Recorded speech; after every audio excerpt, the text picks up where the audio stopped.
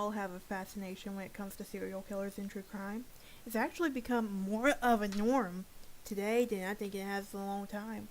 I think if this would be like a fascination, say in the 70s or 80s or something, we would kind of get frowned upon.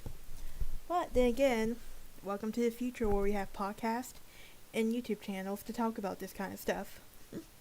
Alright. Imagine finding out your parent is a serial killer, though. Like, how do you explain that to a kid? Like, oh, your mom and dad was a serial killer. Like, but today here on the TCL channel, we are going to be talking about the children of serial killers and where they are now. I do have a podcast on Spotify and YouTube that you can go check out. I also have a Patreon that you can join, and by joining, you'll receive early access to episodes scheduled to come out. I also have a merch shop that you can go buy something from. There's still time to get that Christmas gift that's true crime lover in your life. For any updates on my channel and podcast, you can find me on Twitter, Instagram, and Facebook. I do check my messages if there's a case you want me to talk about as well. Now let's dive into today's episode here on the TCL channel. So used to saying TCL podcast that I seldom do videos on my channel here anymore, but I do have episodes set aside just to talk about, just primarily on my channel. But having a serial killer in your family is really nothing to brag about. There are people that once loved these people who turned out to be monsters. They take the lives of innocent people and manipulate them in ways that's beyond comprehension. It comes from, honestly, I love the psyche behind serial killers. Like, why do they do what they do? It's not genetic, though, a lot of times. And it's not genetic, that's the thing. It hasn't been proven to be genetic yet that I'm aware of. But the fact remains that this situation is incredibly sadistic for them. Now, let's talk about some of the children of serial killers and where they are now. The first one is the daughter of my number two top favorite serial killer in the world. Yes, I have a top 5 serial killers. Do not judge. It's not weird. But anyway, we're going to talk about Rose Bundy.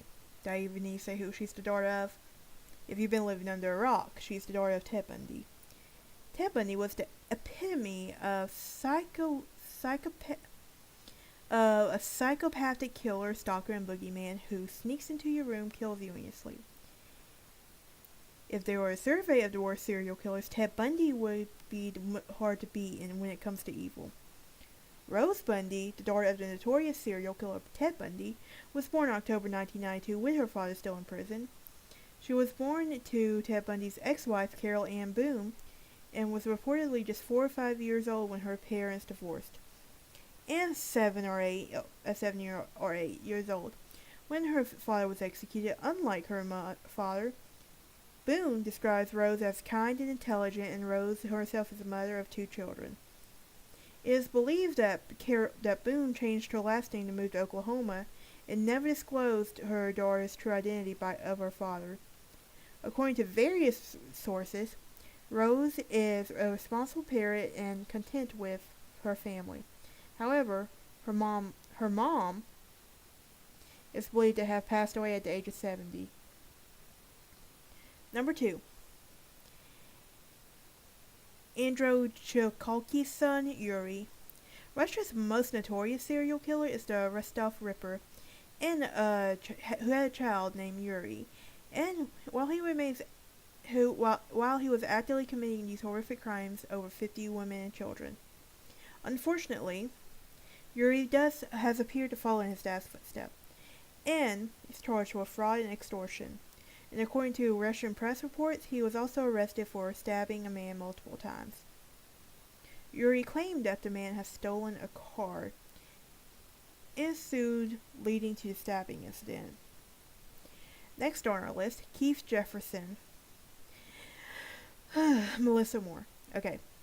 The Happy Face Killer is my top favorite serial killer of all time. His case has always intrigued me. I don't know what it was. I think he was one of the first few true crime cases. He was the first case I ever really got into that started my love of true crime. But anyway, Jefferson is known as the Happy Face Killer who raped 8 women in the U.S. in 1995. He was a truck driver, and his trademark was to leave a happy face symbol near his victims in his letters he sent to the media. Jefferson's daughter, Melissa Moore, has spoken publicly about her father's crimes. Melissa has been a guest on several media outlets and once told Oprah that during her childhood she had glimpses of her father's cruelty. And I could hear the cats, and she would say, I could hear the cat screaming. As her sadistic father put the cat in a barrel, doused it in gasoline and set it on fire. She wrote a book about her life, even hosted a television show called Monsters in My Family.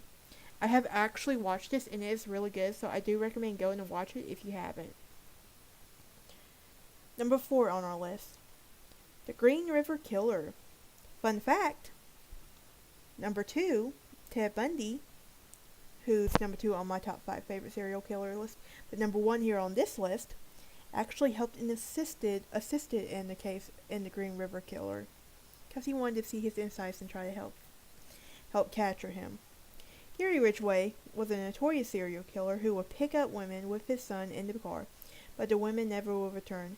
Gary would have sexual intercourse with the corpses while his son Matthew slept in the car. He was convicted of killing 48 in Washington State people in Washington State in 1980s and 90s. Matthew Ridgway, his son, described him as a normal father who supported him during soccer games. For Matthew, his dad was a supportive figure because he was always there when he needed him.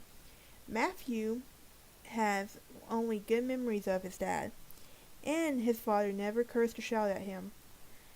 So, where's Matthew now? Well, he is now married, lives in California, and had no idea that his father was a serial killer until he was arrested. Number 5. Joseph Callender's son, Michael Callender. Okay, so Joseph Callender was a schizophrenic serial killer who himself was horribly abused as a child. Killed his wife over life insurance policy. His son, one of his 7 children, experienced the horrors of his father's crimes firsthand. In 1973, Joseph took his son Michael on a rape and murder spree, and Joseph would bring his son along with him so that no one suspected him. However, inside all the victims were bound, and according to witnesses, Michael was involved in these crimes. Although it was said that he was under the control of his father, Michael was on probation until he was 25, and sources say he changed his name, and was never seen again. And Joseph died of a seizure in prison in 1996. I was born in 1996. Man, I'm old. I'll be 28 next year. Oh, goodness. Okay, number 6 on our list. Dennis Rader stars Kerry Rawson. Real quick, I gotta tell you this amazing story I saw. This amazing story on the BTK killer. Okay, so I was leaving campus one day. For those of you who don't know, I am in school full time. I do work 2 jobs. But I was leaving campus one day and I saw a tag that said BKT. Because in the state of Tennessee, basically, let me break it down for you real quick. If you get the letters in front of the numbers, you don't have the "in God we trusting," and if you do the numbers before the letters, you have the "in God we trust." I personally just had the lady choose for me because I really didn't care. Anyway, back to the point. Tell me why on this tag I saw BTK and not BKT, but it was BKT. But anyway, back to our episode.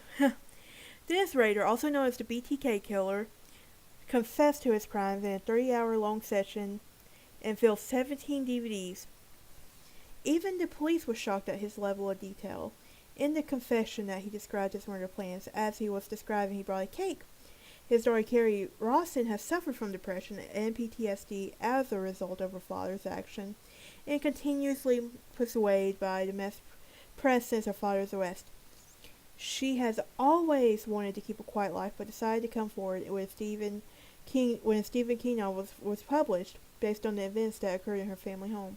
The novel claimed that her mother knew about the murders, but the final straw for Kerry who was outraged and decided to speak out and defend her mom.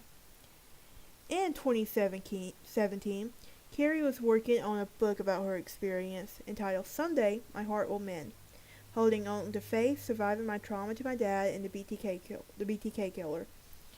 When asked about the writing process, she said it helps me to work up to facing what my dad did and dealing with it. Number 7 on our list, Fred and Rose West's son, Stephen West. This English couple, Fred and Rose West, have 7 children together.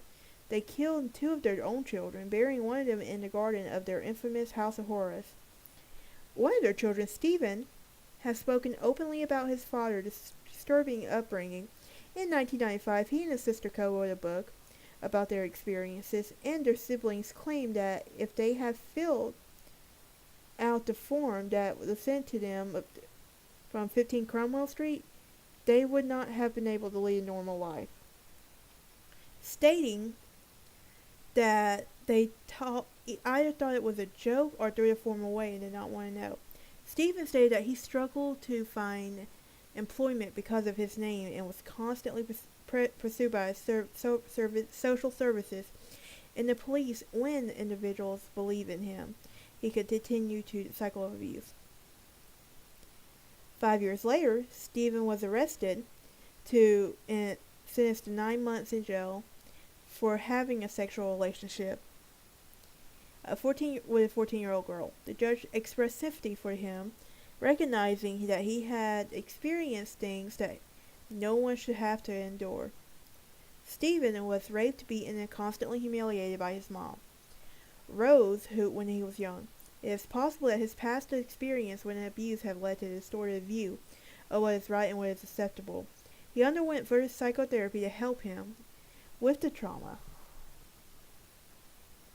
In the case of Stephen West, an example of the actions of parents and their lasting impact on their children's lives, making it difficult for them to access basic necessities, such as opening a bank account and daily struggles. The parents who committed these crimes are serving their sentence, and this is not fair to the child to continue to be judged based on their parents' actions. It is important to recognize that children are not responsible for their parents' actions and should not be held accountable for them.